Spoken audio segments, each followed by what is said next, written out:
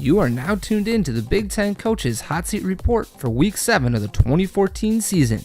Another week, another set of surprising results in Big Ten play. However, does that mean things are changing with the coaches who have jobs or won't have them for much longer? Let's dive right into this week's Coaches Hot Seat Report. The seesaw that is Indiana Hoosiers football continues, and after going directly to having a cheek on the hot seat following a loss to Maryland, did we see anything different in Week 6 to let us know Kevin Wilson isn't still sitting with one cheek on? His team handled an interesting North Texas team pretty easily, going up by as much as 42-10. Congrats, because Wilson has removed himself once again, and now it's about proving it in the Big Ten.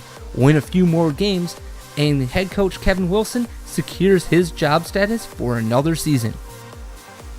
Last week, we wondered out loud about just how warm the hot seat was for Darrell Hazell at Purdue. Well, after the Boilermakers' first win in Big Ten play since 2012, he's taken himself off the hot seat for the rest of the year. Yes, Illinois proved to be awful on defense, but we also saw a Purdue offense that was finally getting it. And considering it is just year 2, that's all I need to know that Hazell's bought himself some more time in West Lafayette. And speaking of the Illini, head coach Tim Beckman remains as good as gone in my book, and the numbers are all the evidence one needs at this point.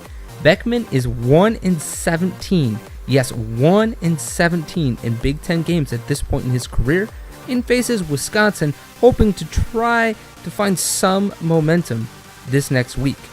His defense just gave up nearly 350 yards rushing and 551 total yards to Purdue. And then there's the 112th ranked total defense. Pretty sure defense is the issue in Champaign. Now, Beckman has been loyal to his defensive coordinator Tim Banks, but he's probably been too loyal, and it's going to cost him his job, barring the miracle 9-win season Beckman spoke of during his weekly press conference this week. Yes, folks, he still thinks a 9-win season is possible for his Illini.